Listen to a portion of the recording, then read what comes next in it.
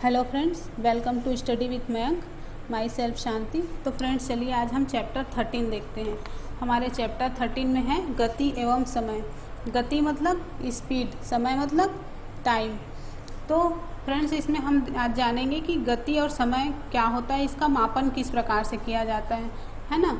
तो फ्रेंड्स हमने जो क्लास 6 के चैप्टर्स हैं उनमें देखे थे कि विभिन्न प्रकार की गतियों के बारे में पढ़ा था। हमने ये जाना था कि किसी वस्तु की गति किसी सरल रेखा के अनुदिश, वर्तुल मतलब वृत्ताकार और आवर्ती हो सकती है ना। आपको याद है? तो आपने वीडियो मतलब पुराने वीडियोस देखे होंगे तो आपको बिल्कुल याद होगा। ओके, तो चलिए आज शुरू करते हैं गति एवं समय। तो फ्रेंड्स हमारा मतलब सामान्य अनुभव होता है कि कुछ वस्तुओं की गति मंद होती है जबकि कुछ वस्तुओं की गति तीव्र होती है। गति मतलब स्पीड। तो कुछ चीज़ें जो हैं स्लो चलती हैं, कुछ बहुत तेज़ गति से चलती हैं ना, स्पीड में चलती हैं। तो चलिए आज यही जानते हैं। तो हमारा 13.1 है मंद अथवा तीव्र, मतलब स्लो और फास्ट। तो तीव्र चलने वाले वाहनों की चाल अधिक होती है। जाहिर सी बात है, जो तेज़ चल रहे हैं उसकी चाल अधिक होगी, है ना। और किसी वस्तु की गति किसी सरल रेखा के अनुदिश, वर्तुल अथवा आवर्ती हो सकती है। वही जो हमने लास्ट चैप्टर में पढ़ा था, सरल रेखीय गति मतलब सीधी लाइन में गति करना, वर्तुल गति मतलब एक सर्कल में गति करना, और आवर्ती गति मतलब एक ही मतलब आवर्त करना मतलब या दोलन करना, है ना। उसी गति को बार बार दोहराना, उसको आवर्ती गति कहते हैं। ठीक है। तो फ्रेंड्स हम जानते हैं कि कुछ जो वाहन हैं, मतलब कुछ वाहन जो है उसकी तुलना में तीव्र गति करते हैं, मतलब कुछ स्लो चलते हैं, कुछ फास्ट चलते हैं। तो यहाँ तक कि हम ऐसे वाहन मतलब के बारे में भी जानते हैं कि मतलब सारे वाहन जो हैं एक समय पर तीव्र अथवा मंद गति कर सकते हैं। जैसे कि कोई कार है, वो या तो एक समय में या तो तेज़ चल सकती है या मतलब धीरे चल सकती है ना। तो सरल रेखीय पथ के अनुदिश गति करने वाली कोई मतलब आप खुद दिमाग में सोचिए, जो सरल रेखीय गति कर रहे हैं, है ना। जैसे कि कार की गति हो गई, किसी सीधी मतलब सरल रेखा है, उसमें कोई व्यक्ति दौड़ रहा है, उसकी अपने माइंड में उसको इमेज करिए, है ना। तो फ्रेंड्स हम ये कैसे निश्चित करेंगे कौन सी वस्तु जो है मंद गति कर रही है और कौन सी तीव्र गति कर रही है। तो फ्रेंड्स यदि सड़क पर कोई वाहन है, एक ही दिशा में जा रही है, तो हम ये सरलता से बता सकते हैं कि उनमें से कौन से वाहन किसकी तुलना में तीव्र है या स्लो है ना। तो या फिर मान लो आप कोई बस जा रही है, बस है और आप एक साइकिल पे हो, तो आप साइकिल से पहले ही पैडल मारना शुरू कर देते हो और फिर 5 मिनट के बाद आपके द्वारा जो चली गई दूरी है वो बस द्वारा चली गई दूरी से काफ़ी कम होगी। अगर उसी टाइम आप भी चलोगे और बस भी उसी टाइम चलना शुरू होगी तो आपके तुलना में बस कहीं अधिक दूरी तय कर लेगी, है ना। तो इससे हम कह सकते हैं कि बस जो है साइकिल से तीव्र गति कर रही है ना। तो फ्रेंड्स चलिए अब हम देखेंगे 13.2 चाल। अब हम चाल के बारे में जानेंगे कि चाल क्या होती है। तो फ्रेंड्स आप सब शायद चाल शब्द से परिचित होंगे, क्योंकि अब इस लेवल पे पहुंच गए हो कि चाल क्या होती है इसको जानते होंगे, है ना। तो हमने जो उदाहरण देखा बस और साइकिल की, उससे ये हमको पता चल जाता है कि दी गई दूरी को कम से कम समय में तय किया गया अथवा किसी दिए गए समय में अधिक दूरी तय की गई, तो यही क्या कहलाती है? चाल कहलाती है किसी वस्तु की, है ना। तो दो या दो से अधिक वस्तुओं में कौन तीव्रतम गति कर रहा है, इसे ज्ञात करने के लिए सबसे सुविधाजनक विधि यह है कि हम उनके द्वारा किसी एकांक समय में, मतलब एक निश्चित समय में उनके द्वारा तय की गई दूरी को ज्ञात करें। इस प्रकार यदि हम दो बस के द्वारा 1 घंटे में तय की गई दूरी को देखते हैं, तब हम यह बता सकते हैं कि उनमें से कौन अपेक्षाकृत मंद है, मतलब कौन सा स्लो है, और किसी वस्तु द्वारा एकांक समय में तय की गई दूरी को ही उस वस्तु की चाल कहते हैं। ठीक है। यहाँ पर आप देख रहे हो किसी वस्तु द्वारा एकांक समय मतलब किसी निश्चित समय में तय की गई दूरी को उस वस्तु की चाल कहते हैं। ठीक है, समझ में आया? तो चाल को किस सूत्र से व्यक्त करते हैं? चाल बराबर तय की गई कुल दूरी बटे लिया गया कुल समय। मतलब किसी वस्तु द्वारा कोई दूरी तय करने में कितना समय लिया गया है उसको उससे डिवाइड कर देते हैं। ठीक है फ्रेंड्स, जैसे कि मान लो हम कहते हैं कि कोई कार है जो 50 किलोमीटर प्रति घंटे की चाल से गति करती है, तो इससे हमें यह ज्ञात होता है कि वो जो कार है वो 1 घंटे में 50 किलोमीटर दूरी तय करेगी, है ना। और मुश्किल बहुत कम ही देखने को मिलता है कि कोई कार मतलब एक नियत चाल मतलब एक समान गति से चलती है ना। वास्तव में वो तो या तो धीमी गति से चलेगी, मान लो कोई कार अगर चलना शुरू कर रही है तो वो पहले तो बिल्कुल धीमी गति से चलेगी, है ना, उसके बाद धीरे धीरे अपनी चाल को बढ़ाते जाएगी। तो हम यह कह सकते हैं कि किसी कार की चाल 50 किलोमीटर प्रति घंटा है ना। तो फ्रेंड्स, हम मतलब प्रायः हम केवल कार के द्वारा 1 घंटे में तय की गई दूरी पर ही विचार करते हैं। हम इसकी चिंता नहीं करते कि 1 घंटे की अवधि में कार कितनी नियत चाल से चलती है अथवा नहीं, मतलब कि कार स्लो चल रही है या स्पीड से चल रही है, इसकी हम चिंता नहीं करते। हम तो सिर्फ उसकी दूरी से हमको मतलब होता है ना। तो यहाँ पर जो मतलब जो चाल निकल कर आई है वो कार की औसत चाल कहलाएगी। ठीक है। और फ्रेंड्स, आपके एनसीईआरटी बुक में जो चाल है औसत चाल है उसके लिए चाल शब्द का ही प्रयोग किया गया है, इसलिए हम भी यहाँ पर चाल शब्द औसत चाल के लिए चाल शब्द का ही प्रयोग करेंगे। ठीक है। तो फ्रेंड्स, हम तय की गई कुल दूरी को के लिए कुल समय से विभाजित करके चाल प्राप्त कर सकते हैं।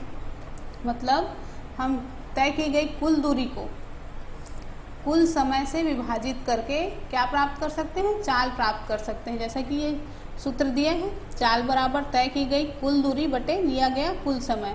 ठीक है फ्रेंड्स, हमने डेली लाइफ में मतलब ऐसा बहुत कम देखने को मिलता है कि लंबी दूरियों या फिर अधिक समय तक वस्तुओं को एक नियत चाल से गति करते हुए बहुत कम देखते हैं ना, कि कोई भी चीज़ है बिल्कुल एक स्पीड से चल रही है, ऐसा बहुत कम देखने को मिलता है।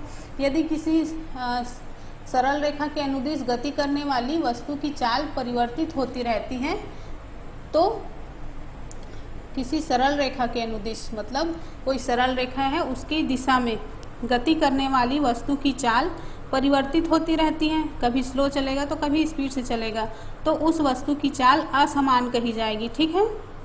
तो क्या कहा जाएगा, उसको असमान चाल कहा जाएगा। और इसके ठीक उल्टे सरल रेखा के अनुदिश वस्तु की नियत चाल से गति एक समान गति कहलाती है। मतलब वो अगर नियत चाल से चल रही है मतलब बिल्कुल एक जैसे चाल से, स्पीड उसकी एक बराबर है, जैसे कि 20 की स्पीड 30 की स्पीड होती है ना, तो अगर कोई वस्तु जो है एक 20 की स्पीड से चलना शुरू कर रही है और अपने लास्ट पॉइंट तक उसी स्पीड से चल रही है तो उसको हम क्या कहेंगे, उसको नियत चाल कहेंगे। ठीक है। तो चलिए अब देखते हैं। और फ्रेंड्स, यदि हमें किसी वस्तु की किसी निश्चित दूरी को तय करने में लगे समय को हम माप लें तो हम उस वस्तु की चाल को भी ज्ञात कर सकते हैं, है ना। फ्रेंड्स, हमने क्लास 6 में दूरी मापना सीखा था, पर हम समय को कैसे मापते हैं, चलिए देखते हैं समय को कैसे मापा जाता है। तो यहाँ पर हमारा 13.3 समय की माप। फ्रेंड्स, अब हम समय की माप के बारे में जानेंगे। आपके पास यदि कोई घड़ी नहीं होगी तो आप कैसे जानोगे कि क्या समय हो रहा है, कैसे जानोगे आप। पहले के ज़माने में घड़ियाँ नहीं थी तो लोग कैसे समय का ज्ञान करते थे, मतलब कैसे पता लगाते थे। तो फ्रेंड्स, जो बुजुर्ग लोग हैं, जो पहले के लोग हैं, वो आज भी केवल छाया देखकर ही समय का अनुमान लगा लेते हैं, है ना। तो जैसे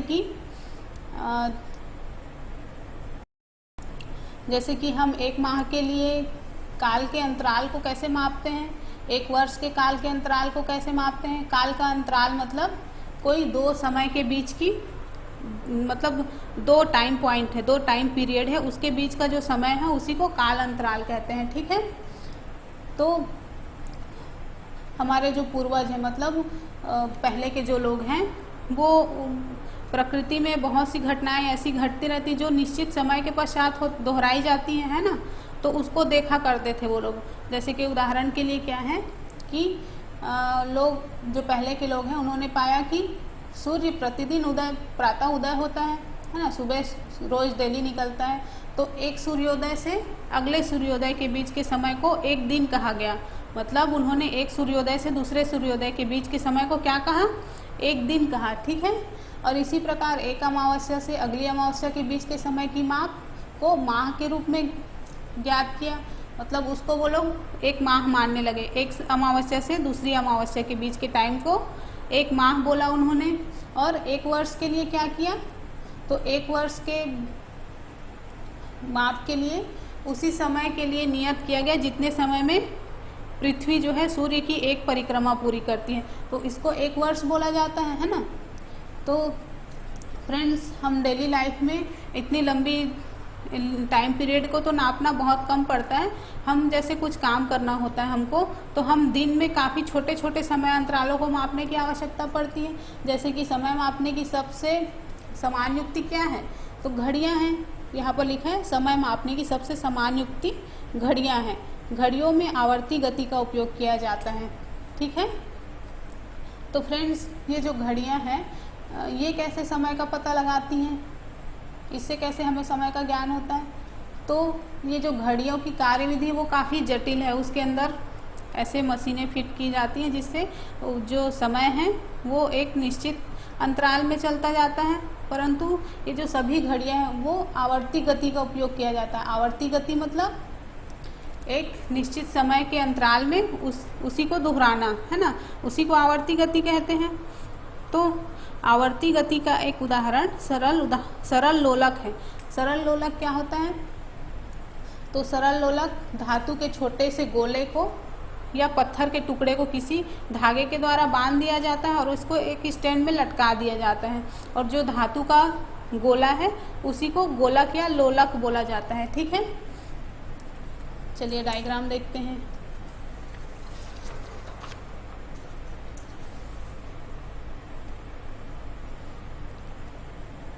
तो ये आप देख रहे हो, सरल लोलक की गति आवर्ती अथवा दोलन गति का उदाहरण है। मतलब दोलन मतलब ये यहाँ से आवर्ती गति या दोलन गति इसी को कहते हैं कि ये इधर से इधर होते रहती है, ठीक है। तो ये लोलक है अपनी मध्य स्थिति या विराम अवस्था में दर्शाया गया है यहाँ पर, है ना। तो जब इस गोले को धीरे से एक ओर ले जाकर मुक्त करते हैं, मतलब मान लो इसको यहाँ से ऐसे उठाकर इस ए पोजीशन से उठाकर ऐसे छोड़ दिया जाता है, ठीक है। तो ये इधर उधर गति करना शुरू कर देती हैं। तो सरल लोलक की यह गति क्या है, यही दोलन या आवर्ती गति कहलाती है, ठीक है। तो सरल लोलक एक दोलन पूरा करने में जितना समय लगाता है उसे सरल लोलक का आवर्त काल कहते हैं। और यही जो टाइम पीरियड है वही लोलक का आवर्त काल कहलाता है। ये आप देख रहे हो, ये एक सरल लोलक है और इसमें ये दोलन करते समय सरल लोलक की विभिन्न स्थितियाँ, मतलब यहाँ पर ये जो बीच का पॉइंट है इसको ओ लिखा है हमने। ये जब इधर आएगी तो इसको ए, और ये जो पॉइंट इधर आएगी तो इसको बी बोलेंगे। तो फ्रेंड्स, चलिए इसको थोड़ा सा आप समझ लेते हैं कि इसका क्या है, कैसे है।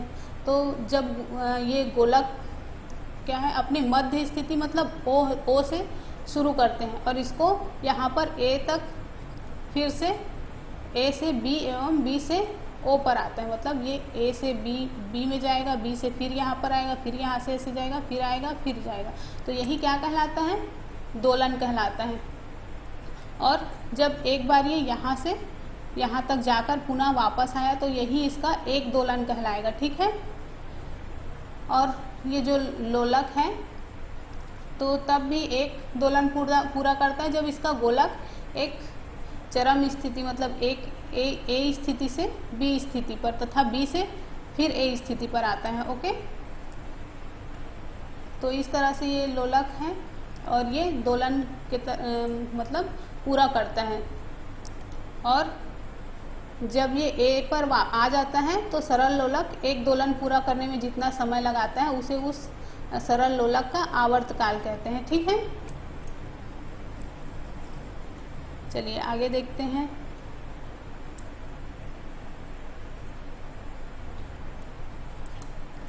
अधिकांश घड़ियों में एक या दो सेल वाले विद्युत परिपथ होते हैं, है ना। तो फ्रेंड्स, आजकल जो भी घड़ियां हैं उनमें सेल यूज़ किया जाता है ना। और सेल के अंदर क्या होता है, विद्युत परिपथ होता है। तो इन घड़ियों को क्वार्ट्ज घड़ी कहते हैं, ठीक है। और इनके द्वारा मापा गया समय पहले जो घड़ियाँ थी उनसे काफ़ी शुद्ध होती है, मतलब यथार्थ समय दिखाता है, बिल्कुल राइट टाइम दिखाता है। चलिए अब देखते हैं समय तथा चाल के मात्रक। फ्रेंड्स, समय का मूल मात्रक सेकेंड है, इसका प्रतीक एस है। समय के बड़े मात्रक मिनट तथा घंटा, एच से दर्शाते हैं इसको, मिनट को। और ये बड़े मात्रक है समय के, है ना। और सेकंड क्या है, ये सबसे मूल मात्रक है, मतलब हम इसी से मापते हैं किसी चीज़ को, मतलब समय को सेकंड के द्वारा ही मापा जाता है, क्योंकि ये शुद्धतम दिखाता है। अब देखते हैं, तो फ्रेंड्स, चाल बराबर दूरी बटे समय, अतः चाल का मूल मात्रक मीटर प्रति सेकंड है। ये सूत्र हम जानते हैं कि चाल बराबर दूरी बटे समय होता है। और तो चाल का मूल मात्रक क्या होगा, चाल का मूल मात्रक मीटर प्रति सेकंड होगा, ठीक है। तो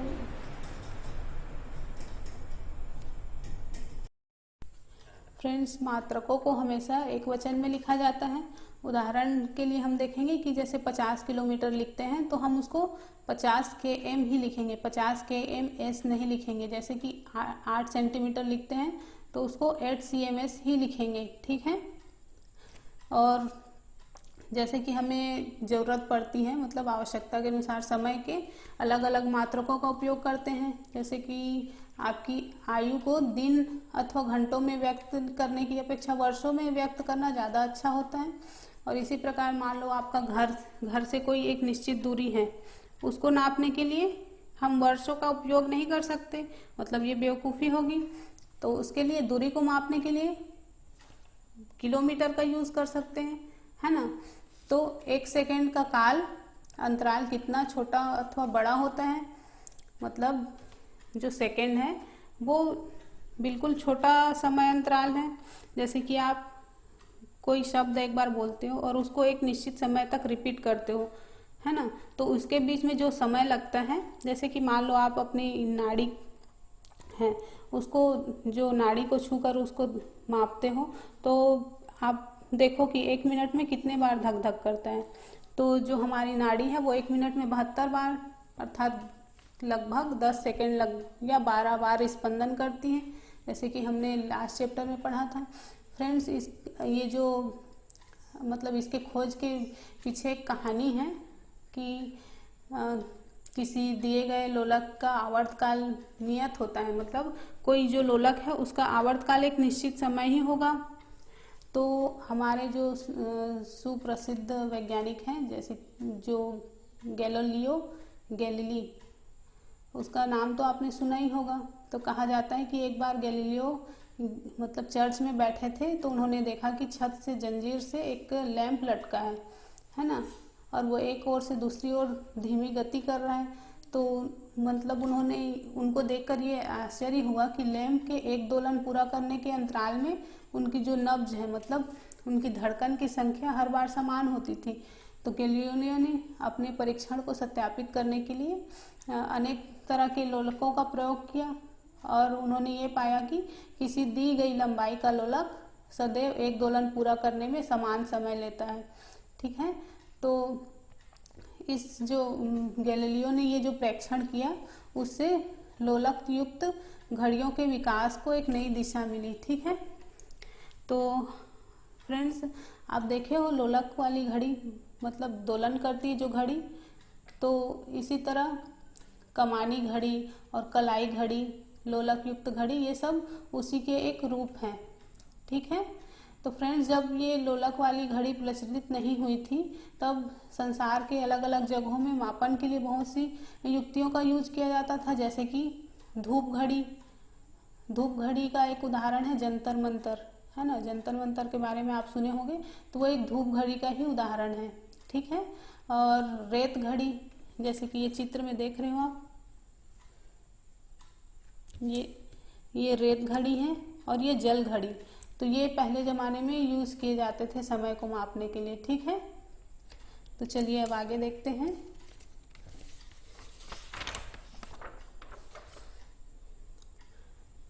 नेक्स्ट है 13.4 चाल मापना। फ्रेंड्स, अब हम देखेंगे कि चाल को कैसे मापा जाता है। ठीक है, तो फ्रेंड्स, समय और दूरियों को कैसे मापें, इसे सीखने के बाद हम किसी वस्तु की चाल को कैसे मापते हैं यह देखेंगे। ठीक है, तो चलिए देखते हैं चाल को कैसे मापा जाता है। यदि हमें किसी वस्तु की चाल ज्ञात हो जाए तो हम दिए गए समय में उसके द्वारा चली गई दूरी ज्ञात कर सकते हैं। ठीक है, तो फ्रेंड्स, हमें किसी वस्तु की चाल ज्ञात हो जाए, मतलब चाल के बारे में पता चल जाए, तो हम चाल को समय से गुणा करेंगे। ठीक है, जैसे यहाँ पर दी गई है कि चली गई दूरी बराबर चाल गुणित समय। ठीक है, तो लिया गया समय बराबर दूरी बटे चाल। तो इस सूत्र के द्वारा हम ज्ञात कर सकते हैं कि दी गई चाल से चलने वाली कोई वस्तु किसी दूरी को कितने समय में तय करती है ना। तो लिया गया समय बराबर दूरी बटे चाल। ओके, अब देखेंगे कि फ्रेंड्स, आपने स्कूटर और मोटरसाइकिलों पर मीटर लगा हुआ देखा होगा, है ना। और इसी प्रकार कार और बस या जो भी वाहन हैं उनके डैशबोर्ड होते हैं जिस पे मीटर देखे होंगे आपने। तो किसी कार का डैशबोर्ड में आपने देखा होगा कि एक स्पीडोमीटर लगा होता है ना, और एक ओडोमीटर लगा होता है। तो ये जो ओडोमीटर है उसको पथमापी बोला जाता है। ठीक है, ओडोमीटर द्वारा वाहनों द्वारा तय की गई दूरी को मापा जाता है। ठीक है, और चाल मापी मतलब स्पीडोमीटर द्वारा वाहनों की चाल मापी जाती है। इसे किलोमीटर प्रति सेकंड में किलोमीटर पर आवर में चाल ज्ञात की जाती है। मतलब जो स्पीडोमीटर है उसमें डायरेक्ट हमें किलोमीटर पर आवर में चाल पता चल जाती है। ठीक है, तो अब हमने 13.5 देखना है, दूरी समय ग्राफ। फ्रेंड्स, अब हम दूरी और समय का ग्राफ बनाना सीखेंगे। ठीक है, तो आपने देखा होगा कि समाचार या न्यूज़पेपर या फिर जो न्यूज़ चैनल्स हैं उसमें मतलब अपने जो डाटा है उसको आकर्षित और रोचक बनाने के लिए क्या करते हैं, तो ग्राफ बना के पेश किया जाता है ना। तो ग्राफ कई प्रकार के होते हैं। तो वस्तुओं की गति को उनकी दूरी समय ग्राफ द्वारा चित्रात्मक रूप में प्रस्तुत किया जा सकता है। तो वस्तु की गति को दूरी समय ग्राफ द्वारा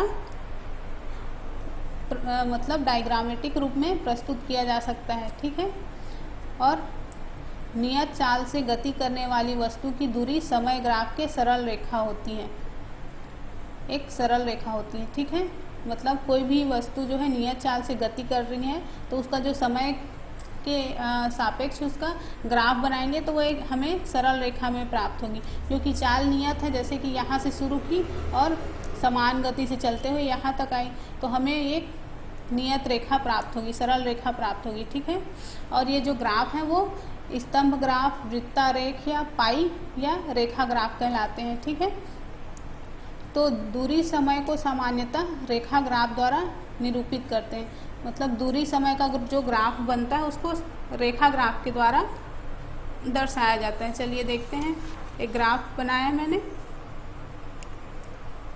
तो ये y अक्ष और ये x अक्ष।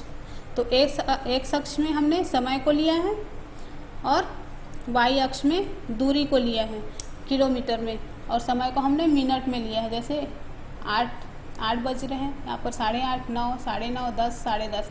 ठीक है, और इधर स्पीड जो है, दूरी जो है उसको 10 किलोमीटर, 20 यहाँ से 90 किलोमीटर। तो मान ले कोई बस है जो यहाँ से अपना 8 बजे अपना चलना शुरू करती है।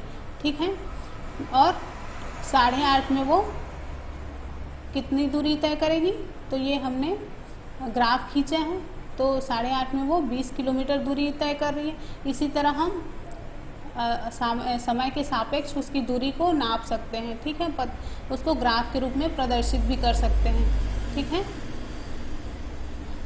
तो फ्रेंड्स, इस तरह से हमने ग्राफ के बारे में भी जाना, और ये एक पॉइंट दिया गया है, संसार की सर्वाधिक यथार्थ घड़ी संयुक्त राज्य अमेरिका यूएसए के राष्ट्रीय मानक एवं प्रौद्योगिकी संस्थान द्वारा विकसित की गई है, और यह घड़ी 2 करोड़ वर्ष तक चलते रहने के पश्चात 1 सेकेंड तेज अथवा 1 सेकेंड बंद होगी। तो फ्रेंड्स, ये आपके बुक में दिया गया है पॉइंट, संसार की सर्वाधिक यथार्थ घड़ी संयुक्त राज्य अमेरिका में है, ठीक है। और हमें मतलब इंडिया में समय अनुरक्षण सेवा नई दिल्ली की राष्ट्रीय भौतिकी प्रयोगशाला द्वारा प्रदान की जाती है, ठीक है, हमारे भारत में। और यहाँ जिन घड़ियों का उपयोग किया जाता है वे समय अंतराल की माप 1 सेकेंड के 10 लाखवें भाग की यथार्थता के साथ कर सकते हैं, ओके। तो फ्रेंड्स, सामान्यतः जो उपलब्ध घड़ियाँ हैं उनके द्वारा मापा जा सकने वाला सबसे कम समय अंतराल 1 सेकेंड होता है ना। और जबकि कुछ ऐसे विशिष्ट घड़ियाँ भी उपलब्ध हैं जो 1 सेकेंड से छोटे समय अंतराल को माप सकती हैं। इनमें से कुछ घड़ियाँ 1 सेकेंड के 10 लाखवें भाग और यहाँ तक कि 1 अरबवें भाग तक के समय अंतराल को माप सकती हैं। आपने माइक्रो सेकेंड तथा और नैनो सेकेंड के बारे जैसे शब्द के बारे में सुना होगा।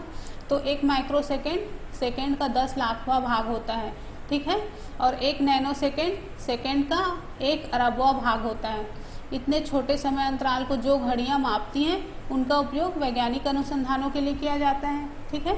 और खेलों में जिन समय मापने की युक्तियों का उपयोग किया जाता है वे सेकेंड के 10वें और 100वें भाग तक के समय अंतराल को माप सकती हैं, ठीक है।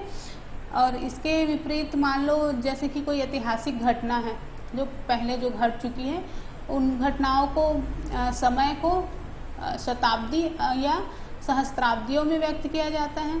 और जो तारों के और ग्रहों की जो आयु है उसको अरबों वर्ष में व्यक्त करते हैं, ठीक है फ्रेंड्स। तो क्या आप उन काल अंतरालों के परास की कल्पना कर सकते हैं जिसे हमको डेली लाइफ में यूज़ करना पड़ता है। तो फ्रेंड्स, ये जो चैप्टर है ये यहाँ पे ख़त्म होता है। चलिए आगे देखते हैं क्वेश्चन। तो पहला क्वेश्चन है, 2 स्टेशनों के बीच की दूरी 240 किलोमीटर है। कोई रेलगाड़ी इस दूरी को तय करने में 4 घंटे लेती है। रेलगाड़ी की चाल परिकलित कीजिए, ओके। दूसरा है, कोई सरल लोलक 20 दोलन पूरे करने में 32 सेकंड लेता है। लोलक का आवर्तकाल क्या है। तीसरा क्वेश्चन है, सीसा झूले पर बच्चे की गति किस प्रकार की गति है, ठीक है फ्रेंड्स। तो ये क्वेश्चन का आंसर देना है मुझे, कमेंट बॉक्स में दीजिएगा। और वीडियो पसंद आया है तो लाइक शेयर ज़रूर करिएगा। अपने फ्रेंड्स को भी बोलिए कि वो भी सब्सक्राइब करें और इसका जो क्लासेस चल रही है उसका फ़ायदा उठाएं, ठीक है फ्रेंड्स। तो मिलते हैं नेक्स्ट वीडियो में, ओके, बाय बाय।